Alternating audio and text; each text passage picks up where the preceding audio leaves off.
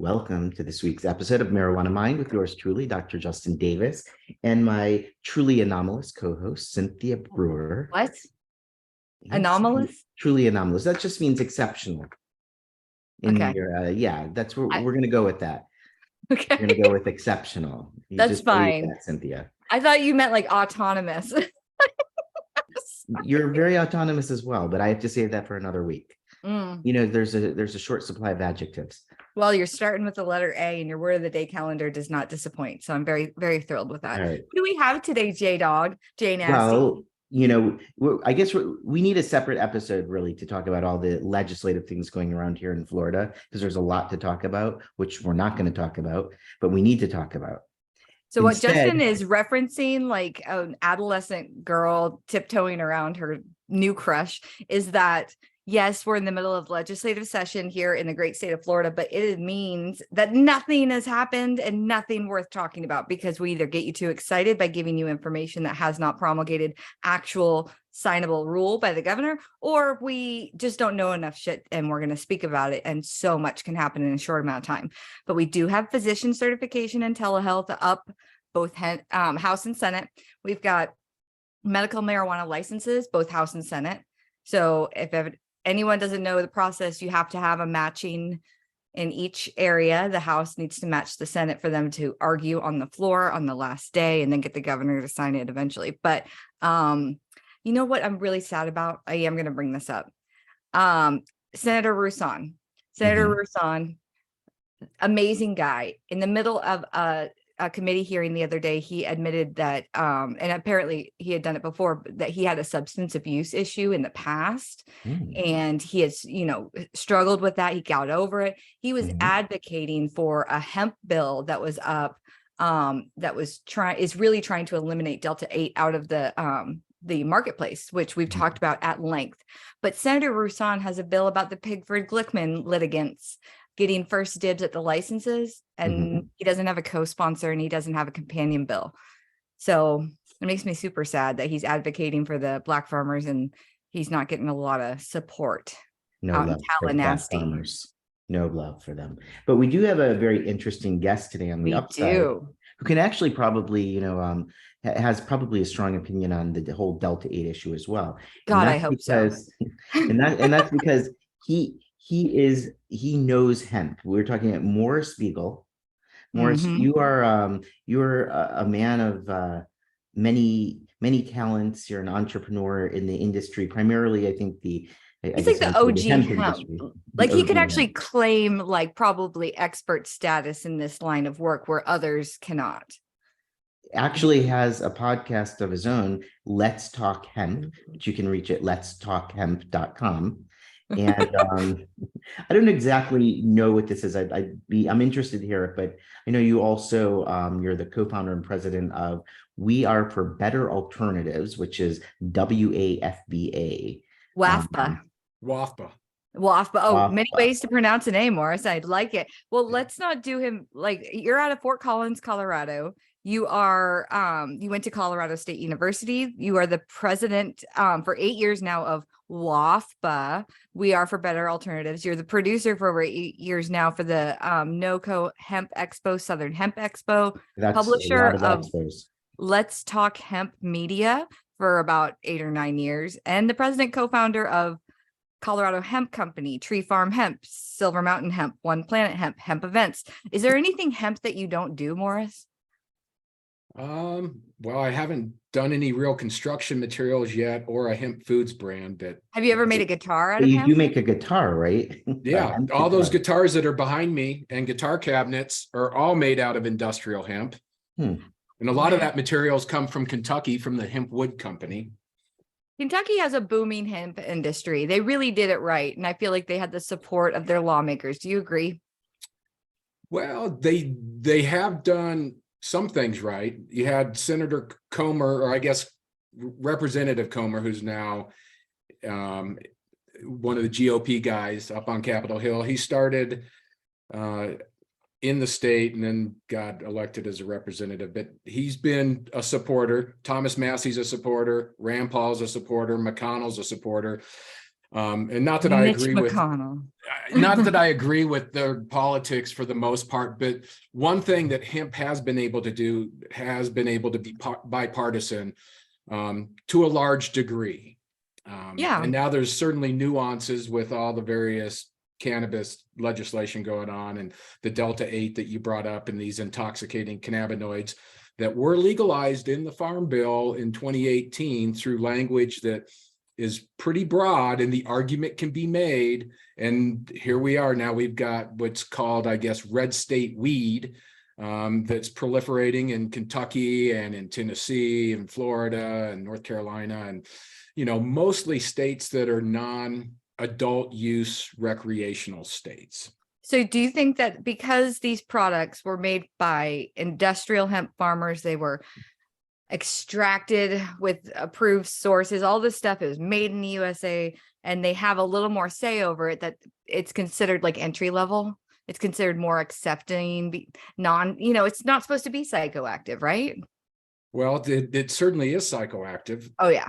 I can attest to that personally, because I've taken these products and they've been on my expo hall floors the last couple of years. When I started this whole thing, hemp doesn't get you high. We had CBD, you got CBG, those are non-intoxicating. But all of a sudden now we've got all these other compounds that are synthesized, and hemp-derived Delta 9, which some people will claim is naturally occurring and not converted from CBD, which I find most of those claims to be incorrect and false. And you having a laboratory. I concur. Yeah, yes. You concur. Regardless, though, be synthesized or not, and I am not a proponent of synthesized cannabinoids. I would tend to look at that as more pharmaceutical. What does synthesized mean to you? When people use that term, I feel like it's one of those all-encompassing technological bucket terms, that it was synthesized. But is there actually terminology, and Justin, maybe you know about that in the medical world? In the medical world, I think there is in the scientific world, or I'm there. And I mean, synthesized to me, I think synthesizer, of course, now throwback to like 1980s music. But the thing is like, if you're taking Delta 8, for instance, and so you've got an oversaturated abundance of products in a CBD market, they get bored, their isolate's not worth shit. And so they do their kitchen and their garage chemistry, and they turn that isolate, because they want to make money, into a Franken nightmare. But they carry it through Delta 9 and into Delta 8 using solvents and using different processes or whatever, that they were never approved or trained to do so. So would that not be considered, in my opinion, genetically modified? No, I wouldn't say that. But you're taking a genetically modified isolate, and but you're not you're not modifying the genetics. You're not modifying the product. So you have endogenous cannabinoids, which are produced in our own body. There's 3 of those.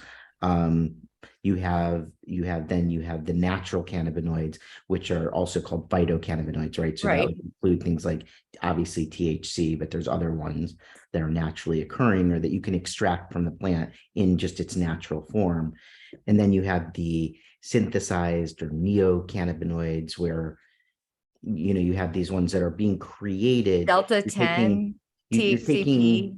Right, you're taking one cannabinoid, like in this case CBD, because it was legalized by the Farm Bill, and then you are chemically altering it through organic chemistry to create a different compound, which will be a different cannabinoid because it reacts with our cannabinoid receptors. But how do you know it's done organically? No, it's organic chemistry. Okay, gotcha. So I understand organic chemistry, but what I'm thinking is realistic chemistry in your garage, and tools and supplies that you can obtain without having a laboratory licensed ID. So like ethanol, like laboratory grade ethanol to do an extraction, is not readily available to the masses. But you know what is, if you live outside the state of Florida? High proof vodka. And so you go across the state line to Georgia, you get the Everclear that's way higher than you can actually buy in Florida. You use that as a fake ethanol, swap. You swap out the good laboratory grade for the stuff you can get cheaper and in more abundance, and then you use that. Or you buy, quote, mixed ethanol, which has other solvents in it like ethyl acetate, and you use that. So like they don't know exactly what's gonna, be left over in the product, right? Mhm. But Correct. they're making Delta 8, and Delta 8 gets you effed up.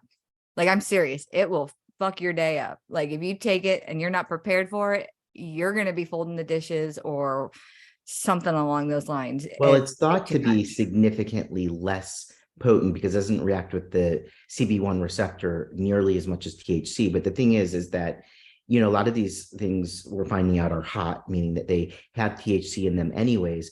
And also, you don't know how much they're concentrating it. So sure, 1 to 1, it's going to be less potent than THC, but who's not to say that it's not 100 to 1, in favor, and then it's going to be extremely potent. And if you don't you- know, I mean, this process is not, Morris, do you agree? This process is not like the gospel. This was not a method in which it was delivered to the masses and they're like, this is how you make Delta 8 safely, efficiently, and effectively. It's like people just kind of word of mouthed it. I would agree. And that's where we've got just a lot of issues now with these products, because what exactly is in that product? Is it Delta 8? Is there Delta 9 in there? What is the concentration level? And this is all the same stuff that, or well, not all of it, but the issues that we had with adult use cannabis. When we legalized here in Colorado, even the medical side, let's say back in 2009, 2010, and you go get yourself a 50 milligram THC Chiba Chew. And was there actually 50 milligrams in there, or was there 100 milligrams? And what are the concentration levels? And I can tell you just from having some Delta 8 that stuff's got me as high as any other Delta 9 stuff that I've ever had that's adult use. So, and talking with Chris Hudala from Proverti Labs, who's, one of the experts in our industry. I'll take him out. What's that? I said, I'll take him out. He's a competitor of mine. Well, but from a chemistry standpoint, we've had multiple conversations about this, and is Delta 8 even naturally occurring? In which his response was, it actually does not naturally occur in the plant, and what it is, it's a degradation process that happens in degradation, just like CBN is. So, but with the language that is in the Farm Bill, when it talks about all the derivatives and all of these other fancy little Isomers, things, acids, it precursors. Really, yeah, exactly. It gives way to this stuff. You can argue the legality of it. And so now that it's all out in the marketplace, what do? To me, you can't put it back and prohibit it, make it illegal, because A, it's not going to get enforced. We have to have a regulatory pathway for these products and a means of making them safe. Well, I don't know how do you take something that's now out of the box? It's everywhere. Right. It's in gas stations. It's all smoke shops everywhere. You can't turn around and make it illegal. That's like trying to make adult use cannabis illegal again. That's just not going to happen. Well, let's think about realistic. You're right. Realistically, you can't, once the cat's out, trying to get that cat back in the box is not going to happen. So regulating it now in the Farm Bill, some say they mirrored it after Florida's hemp program, which is pretty strict with the testing of renewable resource non-ingestibles versus ingestibles. If it goes on your person versus in your person. So like fiber, clothing, paper, Guitars. Guitars. You're not going to eat a guitar and get high. And then you've got the CBD people that oversaturated this market because they didn't want fiber. You have to have more land. There's no decorticator. We don't have any tools and all this. So they all worked on CBD land. So there are regulations in the state of Florida that can on products and how the manufacturers of those products must conduct their testing. And it has to be a full panel of tests. And all of the analytes required are outlined very strictly in the 5K, 5B food rule for the state of Florida, which the USDA did kind of mirror for their regulations as well. but people aren't testing for full panel. I mean, the majority of hemp farmers or hemp manufacturers aren't. Hemp farmers are the shit. I love them. But the manufacturers that play with all of their biomass after the fact are not testing to make sure it's safe. And like you said, no one's enforcing to make sure that they tested it. So like we have a double-edged sword, but is it not arguable to say that like prohibition of alcohol was done once it was out and then we took it away? How'd that go? Well, How did that Jim, you know what? find me a You know code. what most people don't know is that when we were prohibiting the consumption of alcohol, weed was legal. Right. And then Yeah. they stopped the prohibition of alcohol and then prohibited Yeah. cannabis. Hey, I'm not saying America's always done it great. Okay. We're a little jacked up, but we know this from documented history. So now let's assume we use that jacked up mentality. I mean, in and of itself, the synthesized or neocannabinoids, they're safe. They're not like these crazy things that are going to give you cancer or something terrible in and of themselves in their pure form. So the problem is, there's no regulation on who's making these and how they're making them. And we're not testing the final products, or it's not mandatory to anyways. And so you don't know what you're getting. And that's where the problem lies. There's been people that have suffered, my sister included, from really bad Delta-8 products. And, it pains me to say that this week during legislative session, there was a hearing about the hemp regulations in Florida. And they are saying that the people providing public comment are saying that the MSOs, the big MSOs, that cannabis companies are the ones pushing this legislation, when that's not the truth. It's not truly, financing this like prohibition of Delta-8 so that they can play with it. They're not going to make any money off of Delta-8. They're killing but they it. think that it's biting into their profits in the adult use market. That's right. Exactly right. And that's probably, who else would bankroll it? But I'm saying they called out specifically a company that actually has nothing to do with it. And then that's who, in their minds, that's who they think. And that's who I would think too. But it's not, like in that case, in Florida's case.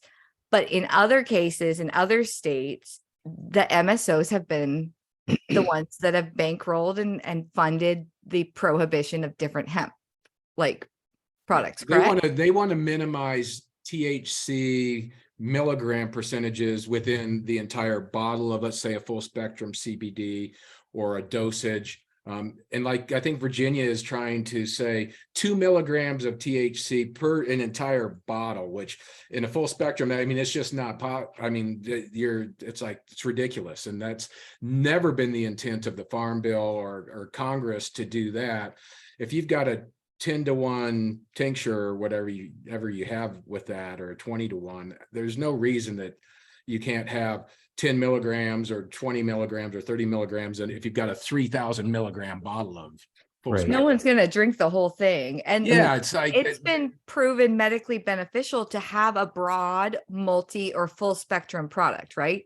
Isolate by itself might be medically beneficial for like the Epidiolex study, but for everyday people, they see more medical benefit from a multi-spectrum. I say multi or broad spectrum, not full, because that has to be all of them, but whatever your terminology like, Sure. Isn't that more medically beneficial to patients that aren't using cannabis? Something on the spectrum. Yeah. You're on the spectrum. I know you. I set you up for that. Like, I good know. softball. Good. I would say that there are big cannabis entities out there that are pushing legislation and funding things that are anti-hemp. And through Whitney Economics and the Hemp Roundtable and Clark Hill and a variety of other, let's say, legal and advocacy groups, we've definitely come to find that the cannabis industry is not being very friendly to the hemp industry. And neither is the pharmaceutical industry, and neither is big food. And there's these big companies out there that continue to make it way more difficult for us just to try to put out healthy foods, healthy materials, healthy therapeutic supplements because of corporate greed. So that's what I would say. And big cannabis MSOs are part of that, whether that's Canopy or Trulieve or, whoever else it might be out there, Cureleaf. We naming names today. Yeah. Well, I understand your passion because you've been doing this for such a long time. You have a large amount of your history invested in the success of the the hemp industry, industrial hemp and, ingestible, I guess you could say, CBD specific hemp, but you've devoted your life to this and you're all up in it. You have the Right. Hemp Expo. Tell me how that has been affected by some of these larger companies and trying to prohibit the use. Well, first off, I'm a supporter of all aspects of the plant, all channels, adult use, medical, industrial, food, nutrition. I mean, cannabis is far and away the most beneficial plant that we have on this planet, and that's my personal opinion. I agree. All of the uses it can do. And, I'll stand by the Jack Hare philosophy of the emperor wears no clothes and all the thousands of potential usages we can have from this plant. And I don't think that we should be fighting with each other over, if you're using it for recreation, great. If you're using it for medical, great. If you're using it for nutrition or you're building houses with it or guitars or a paper company or whatever, you should be able to utilize this plant. And it should be really regulated, not in the field, but in processing and manufacturing for end use. Mm-hmm. That's where this 0.3% for hemp, or if we raise it to 1%, if folks are growing 20 or 30% THC stuff in greenhouses or whatever, and you're taking that waste material, why can't you put that into plastic bottles or whatever else? Because it goes through the process, and by the time it gets to where it needs to go, it's all going to be hitting these different levels of compliance and regulatory, check marks that it's supposed to. So that's a really good point. Actually, the amount of waste generated by these large MSOs is ridiculous, and how it could be utilized. Right. So let's utilize the entire plant for what it can be utilized for, and not put the burden on the farmer in the field and just let nature kind of do its thing. If all of a sudden one of these compounds spikes to a level that some guy on Capitol Hill thinks is dangerous for somebody, like look underneath your sink and in your cupboard and look at Clorox and all these cleaning materials and stuff. It's like these compounds are way more dangerous than anything that's coming out of the cannabis plant. And that's very interesting because I don't know if I've ever smoked a 2% THC product before, because I don't know if I've ever, because she was born in the late 80s. No, I'm saying like you can't taste 26%. You might be able to feel it, but like my reaction to a cannabis product is about the aroma first, the, excitement behind it, and then the actual participation of it. But I'm not going to be able to, in my infinite wisdom, ever say, hey, I just smoked a 23%. And I know this because I know how to smoke percentages. So I wonder what it's like to smoke like a 2%, just because like everyone's so concerned about these hemp farmers going above the threshold, 0.3, 0.3, 0.3, like that's the magic number before what? You have fun, you get a little buzz, you get super duper high. I'm not sure what that threshold is. If you I'll experiment for everyone. Traveling up into the Himalayas, hemp it's everywhere. It's ubiquitous, just growing like mad. And that would be a good place for you to go on a little field trip. You could harvest some, and it's probably about 2%, those buds. Well, I'm just wondering, like, was there a study conducted where somebody sat and was like, okay, smoke this hemp joint with 0.3%.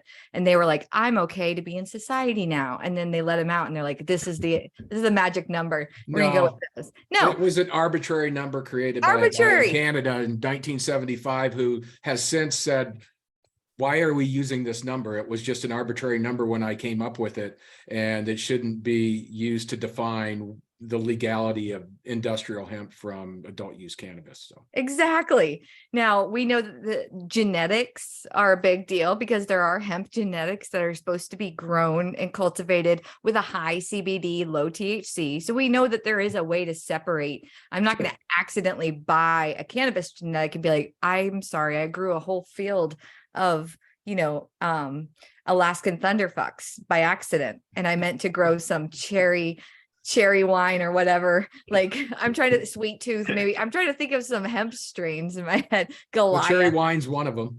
Okay, thank you. Thank God. Goliath Goliath is or another. peach Goliath, Yeah. Hercules, whatever, those hemp genetics, that the one that's approved by that for the state of Florida. But I highly doubt that that's going to be something that happens. A farmer wants to make a product, they know the genetics they should purchase. So you've got a hemp expo that has a lot of participation from across the country. It's been incredibly popular. I've wanted to attend, but no one's ever invited me. So You're invited right now. It's next week. And where's it at? Colorado Springs at the Broadmoor. I live in Florida.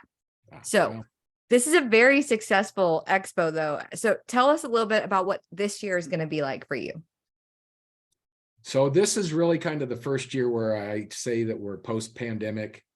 The pandemic has not been kind to the hemp industry, hasn't been kind to a lot of industries, trade shows in general. But now that the dust is kind of settling, we had this huge oversupply of CBD back in 2019. There was like 4,500 CBD companies. Now we're down to less than 1,500. A lot of that excess biomass, as we've already discussed, has gone into making Delta-8 and HHC and whatever other newly fangled cannabinoids have been created from this stuff. So that oversupply is basically diminished and gone. And now there's a new demand for CBD flower, for biomass to create CBD, and obviously biomass to create the Delta-8 and so forth. But there's also more of an emphasis on construction materials and food, the grain side, the true industrial hemp side of the plant. And we've always been about that, and the cannabinoid side has been secondary for us, although a lot of the vendor money and sponsor money from 2016 through 2019 has come from the cannabinoid side. Cabana Boys side. There's a we're starting to see the shift now. There's processing getting set up around the country. We'll have roughly 20 industrial processing facilities in the United States by the end of this year, with various decortication systems and dehulling grain systems. And so we are making progress, and hopefully this continues to like double every year, and our acreage goes the other direction, because our acreage is bottomed out to about 20,000 acres last year. And the oversupply, we had way too much CBD biomass. There was way more material than we could consume as consumers at that point. So I think that there's a market correction that's gone on. There's certainly policy situations that are going to be addressed at this year's NOCO. The Farm Bill is a big one. And how do we address FBI background checks for farmers that we want to grow hemp? Corn farmers, soy farmers, hay farmers, traditional farmers. It's like, why the fuck should we grow this plant when we can grow corn and soy and we don't have to deal with registration fees, field testing, FBI background checks? Why the fuck do we want to grow this? It sounds like a pain in the ass. And it is. Exactly. It is a pain in the ass. I think that the USDA has been hearing these arguments for quite a few years now, and the USDA is supportive of the hemp industry. The FDA, on the other hand, has not been very supportive. They're true story. They're playing wingman for the pharmaceutical industry, which they've done with the natural products industry for decades. And we're pretty aligned with the natural products industry. I just got back from Expo West. I go to Expo East. You got all the supplements and organic foods, and there's a real complementary tie in there with hemp. And the advocates from that industry have been very helpful to the hemp side of things and helping us come up with compliance and policy and so forth. And there will be a lot of this discussion at NOCO this year. And how do we align with a united voice where we don't have 5 or 6 organizations on Capitol Hill saying this and this and this, where it's like we've got one voice saying the exact same 10 bullet points instead of a bunch of these guys jockeying for Game of Thrones that are saying this and this and this, and we want to lead the hemp industry. It's like, fuck that, guys. It's time for everybody to come together and speak about, one collective mission, how we're going to make this industry fruitful for everybody the next 5, 10, 20 years. So you brought up a lot of interesting points, one of which I saw that earlier this week during that legislative committee meeting on the hemp changes that they want to make in Florida. And when it came time for public comment, we had every CBD producer in Florida that decided to put their suit on for probably the second time in their life and stroll up there for public comment. And it kept getting more people, obviously shorter amounts of time. So you've got everybody up there saying the same thing, that you're going to put me out of business. And well, you kind of went into business in a very shoddy industry. You were capitalizing on an opportunistic retail market. You came here from another state because you knew you were going to make a shit ton of money on Florida's lack of, legislation and regulation.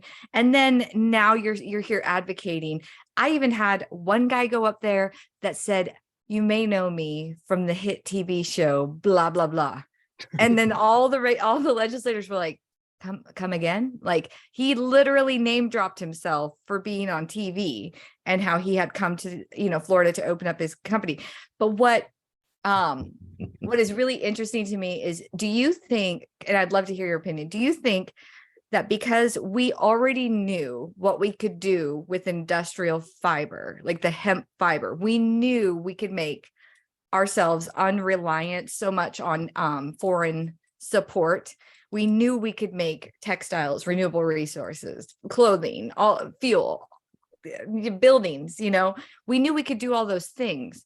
But why didn't anybody want to do those things when that's been a proven method of success with the hemp plant?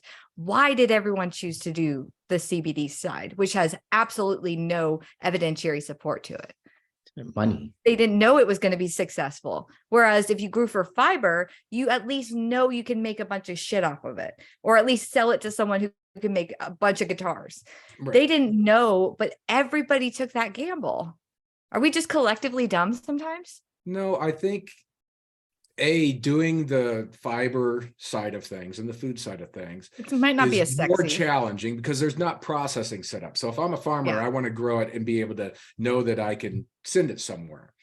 And it was easier to proliferate extraction throughout the country and you have CO2, you've got all these different extraction processes and companies that have already got equipment out there that's been used for the beer industry and all these other botanical industries. You got Deutsch processing, Thar processing, so these equipment manufacturers, and it was easy enough to go spend $100,000 to $1 million and set up an extraction facility. And then you could extract all this and you could get $50,000 for a kilo of isolate at one point, or distillate. And then, now we're down to less than $200. I was about to say 200, 250 at the most I've seen. Right. But there for a period of time, let's say 2016, 2017, 2018, until we started to oversupply everything, there was the big green rush. And there was a lot of people that made a lot of money. There was a lot of genetics companies, $1 a seed and $3 a clone, and a lot of people made a lot of money and a lot of people lost a lot of money. And a lot of people that made a lot of money then lost a lot of the money that they had made. So they all took the gamble with the green rush at the same time, simultaneously. That's what I'm saying. Like, it might just be something where everybody just wanted to make a bunch of money and they knew that this part of it was, but it wasn't sustainable. Just like it wasn't scalable. At the end of the day, the only time the plant, like you said, I'm going to take your word, is perfect all by itself. It grows organically out of the earth. Perfect. When you fuck with it, that is when she starts to turn on you, just like a woman. Okay. If you deprive her of things, or if you crowd her, or if you don't treat her with respect, or if you don't give her the attention and the food and all of the shiny things. Let me take notes. What was the second thing in that? Just write them on your arm. Shouldn't do? No, I'm just saying, like, once you scale a cannabis grow, that rapid, increase in, size too fast, too quick will mess up your beautiful cannabis, potency, integrity, all of it. Just like hemp, fiber is the only thing that you can scale and like, you really can't mess it up. Like, I think the fiber genetics out there are made for big amounts of land, right? You have to have Right. a lot of land to grow for fiber. And then salt of the earth people that know exactly what they're doing. They need a decorticator, which costs what, like $500,000. So It they need to, depends. You can get them for less than 100,000. You can spend up to 5 million depending on at what scale. what if you And shared one with other hemp farmers?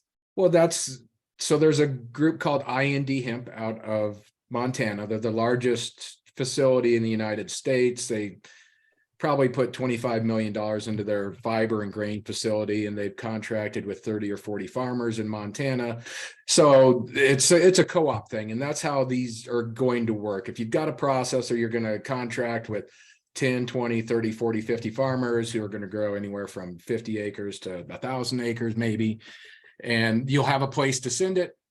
You can provide the genetics, and you know that your facility is going to process whatever these 6 different material lines, from herd at certain sizes to fiber at different lengths, and it can go into these various verticals.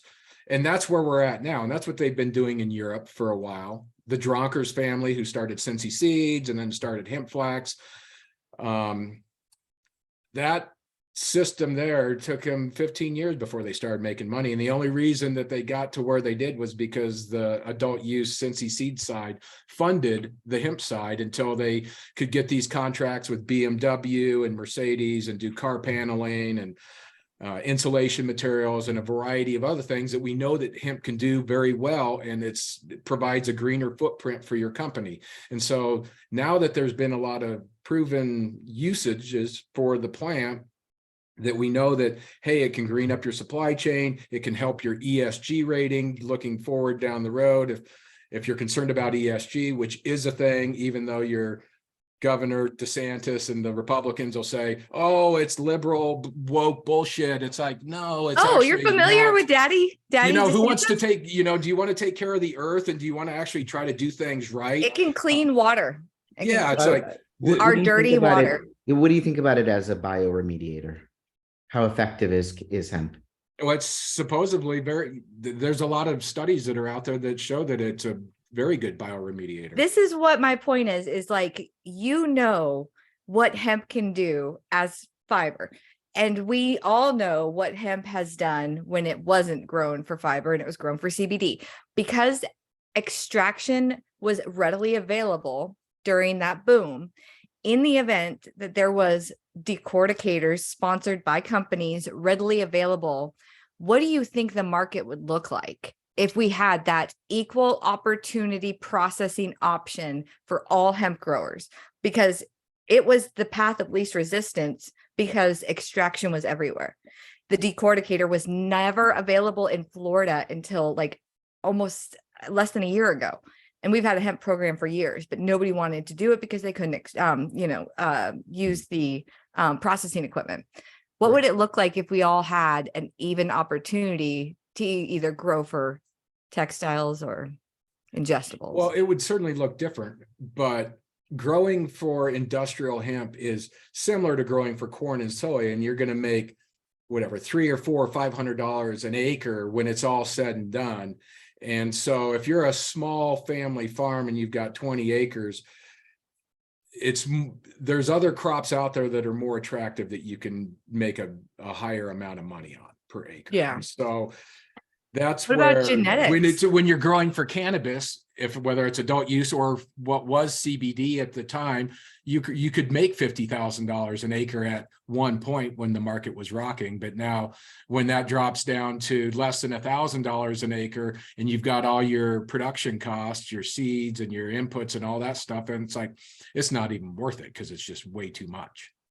Well, what about focusing on the breeding of genetics to make something that yields more for the farmer to be? I just don't feel There's like companies doing that. New There- West there are? Genetics. Oh yeah, they've spent millions on their genetic development here in the United States, and there's several groups around the country. We've got a bunch of genetics folks that'll be at No Code next week, and they come give every them my year. card. I'd love Yeah. to talk to them about just pick their brain on, where their focus would be, because instead of trying to make the industry like better, I feel like these people just stop at the $sign at the point of purchase. They don't give a crap what happens to the person who buys it afterwards, because they're going to have another person just replace them if that person gets, adverse reaction with a product that they purchased at a gas station. But do you also feel like it's the person buying the product that's just as responsible for anything that happens to them? I don't medicate with anything I buy in a gas station. Absolutely. If you don't give a shit about what the ingredients are, you can look at Doritos, you can look at Coca-Cola and Pepsi, or you can look at any of these packages that you buy in a smoke shop that have got whatever is in there. It's really your own responsibility what you put into your system. And while there should be standards out there, and you should feel safe that you're going into a store and buying stuff, but the FDA has approved all kinds of additives as food additives that aren't very good for you, that can cause cancer. But my I guess reply to that is that if you're buying, some Doritos, or you're buying Coke or any candy, anything, Twinkies, for whatever it is. Yeah, Twinkies. You can read the ingredients and you can see what kind of crap is in there. And then you can make an informed decision. Do I want to put, red dye number 40 into my— I don't know what red 40 does to me, though. I can't read most of the ingredients on the because package. it's in there, or it's not in there, because they have to do it and it has to be regulated. But with a lot of these other products, that's the problem, is you don't know. There's no real regulation, and even if they can say it's something and completely lie, and nobody's fact checking them, until maybe there's a terrible adverse reaction, then somebody might go after them. But what if I got really fat from eating nothing but Twinkies? Is that considered an adverse reaction where I can go seek damages because my ass got fat? Well, you can sue anybody for anything these days, it seems. I guess you're right. No, I agree with you, Justin. There has to be. That's why this market needs to be regulated, because if there isn't regulation, then this goes back underground into the black market, and then there is no opportunity for knowing what's in these products. They're not going away. They're either going back underground, or they're going to be regulated, and you're going to have to be responsible listing all the ingredients and the processes on your website and on the packaging and so forth. I don't know if I would trust a drug dealer that tried to sell me Delta 8. No. I would trust a drug dealer that tried to sell me weed, just random, you don't know the potency. It's just weed. But what about that guy is more trustworthy than some of these Delta 8 manufacturers. But what about, you're saying a drug dealer, which is like a black market picture in your mind. But what about if you're going into a store like where you buy gas and they have all these different things, and then right there they have something that looks very professionally packaged, embossed in gold and red and black, and it looks so professional. Why? I'm biased, though. You're not going to suspect, the average person is not going to suspect that it hasn't been tested and it may or may not have what it's purported to have in it. If you buy it from a place that is open after 9 p.m. with a neon light, this is on you.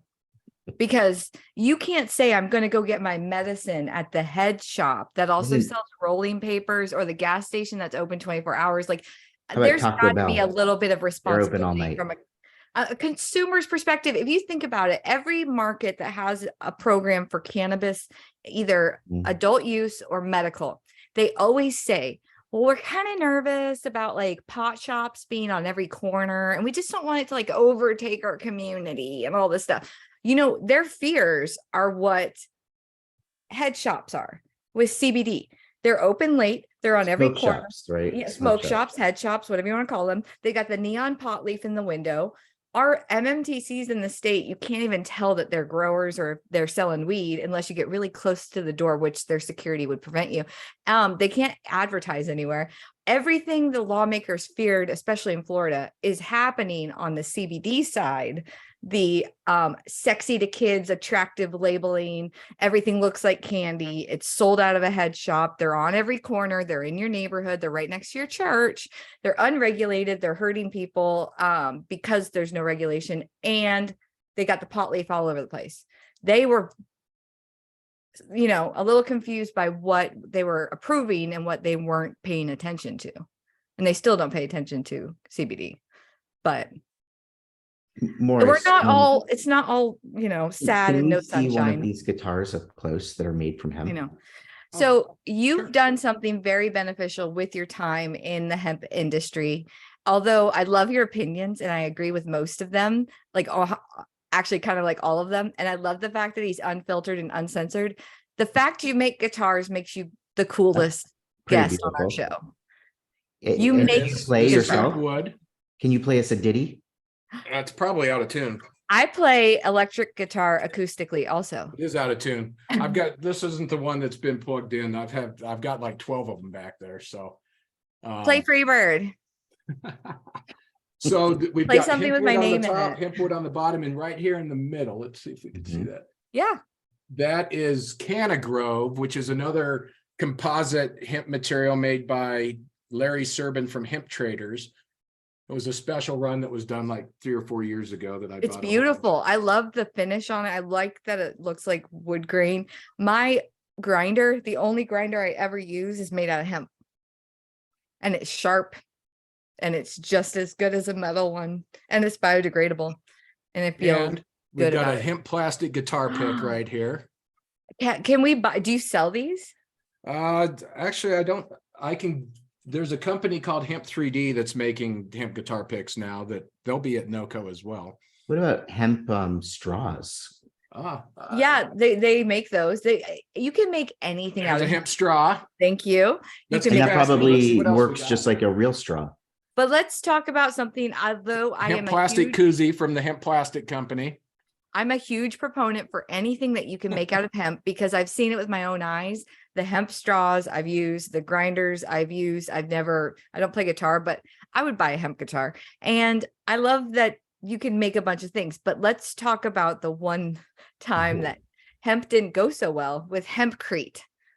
Have you seen that video of the hempcrete where they were using that to make like a building and then it collapsed? No. Okay, then it didn't happen. So we'll move on. Yeah, I didn't see that. So all of these products, it seems like they are almost too good to be true. And I Why? guess my question, because they're made from hemp, they're green products, they're good for the earth, they work well, they look beautiful. That's why.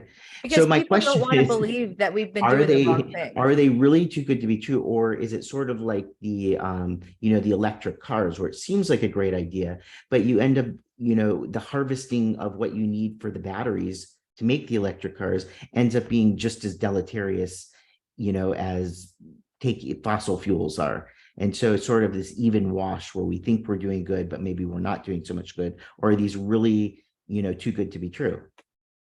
I think that there are very good products and good materials that, if scaled correctly, can make a positive impact and replace petroleum materials, replace timber so we don't have to chop down as many trees, can replace cotton to a degree where hemp blends well with cotton, but cotton utilizes a lot of chemicals in the growing process. It's not a very environmentally friendly crop.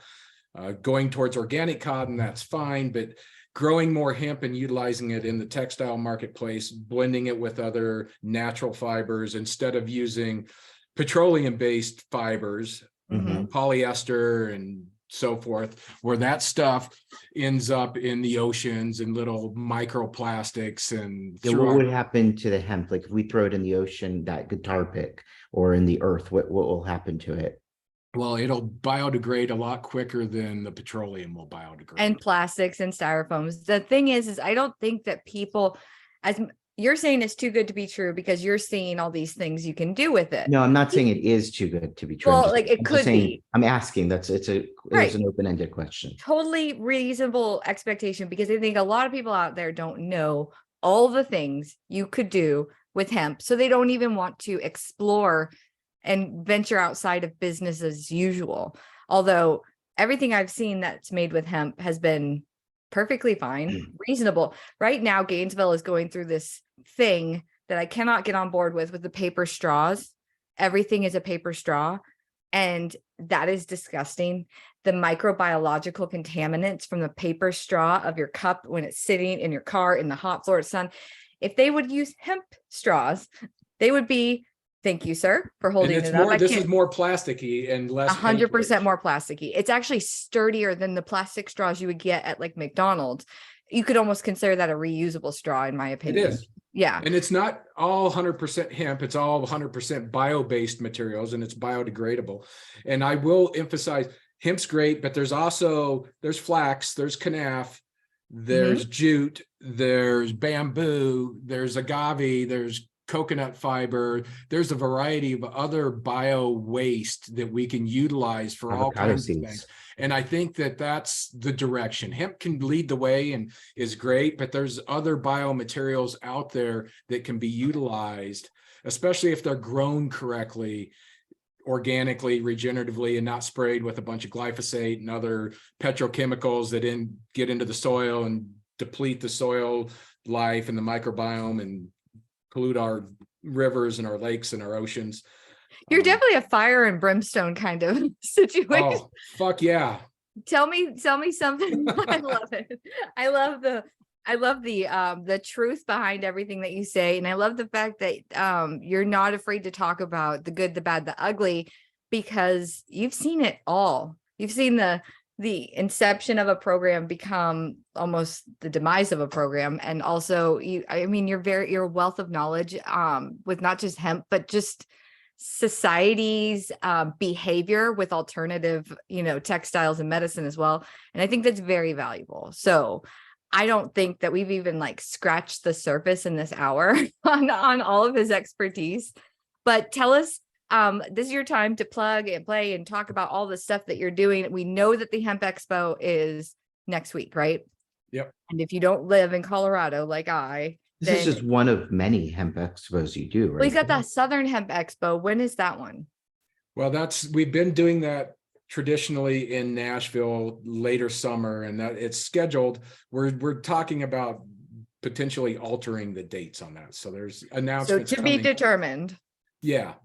Okay. And I can tell you some of the issue with that particular event and the dates has to do with the intoxicating cannabinoid side of things and the various legislative things that are going on from state to state. Some states trying to ban it, some states legalizing and providing various guidelines. It's really a confusing mess out there. And from an event organizer standpoint, it makes it challenging for me. You can't do much until session's over. Yeah, so it's like there's just some challenges that I face as an organizer trying to figure out how to navigate that market, because there's liability. If I've got people coming to my show and all of a sudden they think they're taking CBD and they get all fucked up, and then the paramedics have to come, which happens at these shows. I know. It's like, what is my liability? Because I've got, I'm approving vendors to be in my space and I don't even know what the hell that they've got. Where I feel much safer when it comes to industrial and food and the CBD folks, because the history of adverse reactions when it comes to people taking CBD is very, very minimal. The history of adverse reactions of people taking Delta 8 and so forth, there's a lot of adverse reactions. I'm curious. One of the things I tell my patients often, that the newbies, people that really have never used medical marijuana before, they haven't used marijuana before, so they're true newbies, and coach them and teach them lots of stuff. But one of the things, teach them how to roll a joint. Oh yes, I'm just kidding. Joint rolling 101. But one of the little tricks that I will tell some of these people is to have some CBD and also a CBD vape on hand, so that they get, if they accidentally ingest too much and get too stoned, instead of going to the ER, they can use some CBD and bring themselves down, because it is competitive with the the THC. If you get too high, you can take CBD to bring yourself back down, and you will be fine. Could you do this with the other neocannabinoids, because they're still acting on the same CB1 receptor? So theoretically, maybe you could have CBD as an antidote. Maybe, but usually some of the adverse reactions aren't caused from the cannabinoid profile. They're caused from the other crap that's in there, because they know that, let's say I'm a Delta 8 manufacturer, this girl right here, and I outsource all my product development and manufacturing to a company in another country because I'm just the face. Okay. I can't be wasting time with these hands making products. I get my products with my beautiful face on it, shipped over to the United States, and I sell it out of all my Cynthia Brewer shops, and people buy it. I have no idea what was put in the product, but I put my name on it. So it might have Delta 8, it might have something else, but they know when there's bad stuff in there. Maybe it's not intentional. I really don't think people are that bad, but accidental contamination is usually caused by the fact that they know laboratories cannot reverse engineer a product. We can only teach our instruments what to look for based off of the list we're told to look for. 67 pesticides, 48 solvents, okay?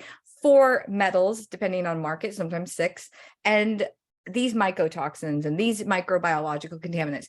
I can't always look for rat poison, tranquilizers, fentanyl, because I'm looking for the items that I was told to look for in cannabis world. In hemp world, there's no enforcement. There's really no standardization across the country of what's bad. So you're not catching it until there's something horrible that happens.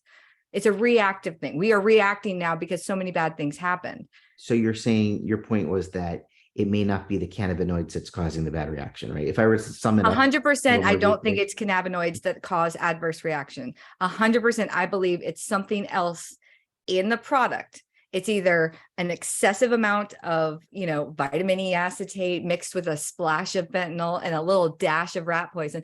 I mean, I'm just saying it's other things. The plant is always fine by itself. Once you start messing with it and add all these other things to it, then it's going to turn on you like a ex-girlfriend. I think we have to distinguish. I mean, you're talking about one kind of adverse reaction, but there's also the psychoactive adverse reactions, which might be from cannabinoids. If they're I think it's far scary, more but it's not going to concentrated kill than they should you. be. It's not No, gonna kill people you. think that it's going to kill them. Well, I also think I'm going to die every time I go in the ocean because we're not the top of the food chain. But what I'm saying is cannabis hasn't taken any lives. All that other shit that's in there is probably the culprit, but we keep outlawing the plant and not the process. You can get too high. You can eat an edible. If you ate 100 milligrams but did you die? A newbie, and all of a sudden you got like super stoned and paranoid and you thought you're going to have I've a been heart there. attack. Yeah. But I didn't die. Right. I know. I haven't But you died thought yet. that you were going to die, right? I thought I was. I also thought a lot of stuff, and I was really deep diving, like mentally. It was not a good, healthy place for Cynthia to be. I remember that too, because I was like kind of everything was in slow motion. I don't like getting that high. But you also don't know when you light up a joint that you buy from a dispensary if you're going to get that high again, because there's no way to monitor how much you're going to inhale and take into your body. And you really don't know the true potency. So it really doesn't matter anyways. And yeah, so it is all fire and brimstone. I'm on your side, Morris. Add me to your fire and brimstone club. I'm coming over and I'm bringing cookies.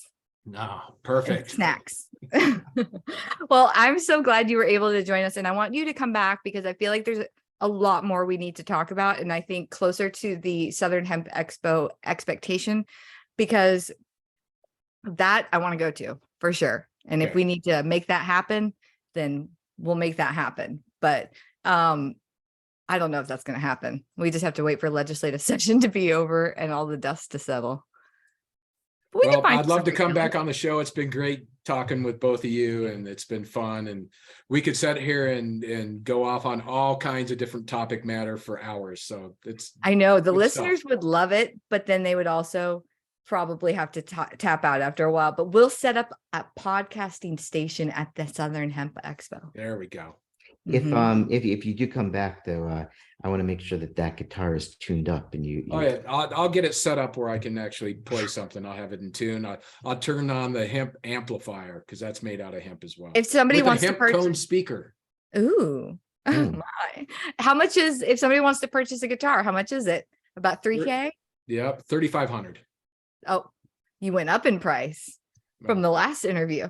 So okay. Well, $3,500 if you want a hemp guitar, a guitar made out of hemp materials, then we will put a link to where they can purchase that. Is there a place where they can purchase that? silvermountainhemp.com. So okay, we'll link that in the episode, and I'll have Ty take care of that. Shout out Ty. Next week, where we can get the hemp Hamilton t-shirt as well. The hemp Hamilton? What? Okay, You had to mention Hamilton, that stupid play, Hamilton. Work of He hasn't genius, brought it up man. in like a Work of genius. season. Oh my gosh, I hate that. Oh my gosh, I hate that. That what is it? It's a musical, right? Have you seen Hamilton? Uh-uh. You're my homie. You and Okay. we'll just No run the world. Hamilton here. No Hamilton here You either. got your fire and brimstones over there, and you have your Pollyanna over here. Okay. Yeah, you're I saw Phantom of the Opera and then I saw The Lion King. So those are two that I've seen. I am waiting for them to make a Greatest Showman, like live and on Broadway or whatever. And like That's a Fox. good call. That's a good call. That's the only musical that I will watch on repeat and sing in the kitchen while I'm making dinner to the top of my lungs without any hesitation. I love it. I'll do it now, but as we sign off, no, I'm just kidding. I'm not going to embarrass myself any further. It was an honor to have you on, Morris. We will have you back and we're going to talk about what happens after legislative session next time. So we can have Sounds you weigh good. in. I love your uncensored mentality and you're Perfect. actually a delight. You're right up my alley. So Justin, this is Cynthia Brewer signing off for the Marijuana Mind with my androgynous co-host. Did I get close to a good word? I don't know if I'm into it, but Autonomous. I don't know what you called me earlier. With my amazing co-host, Dr. J Nasty J Davis. Keeping it. Go ahead. This is Justin Davis saying, God bless us, everyone. God My bless us. Pollyanna. That's like Tiny Tim with the little, he's like the shaky. That's right. That's right. It's a good, that was Yeah. my reference, my Tiny Christmas. Tim reference You from did when I so played Tiny good. Tim back in the day. So good. It was so bad. Okay. We'll talk to you all next week. Yes.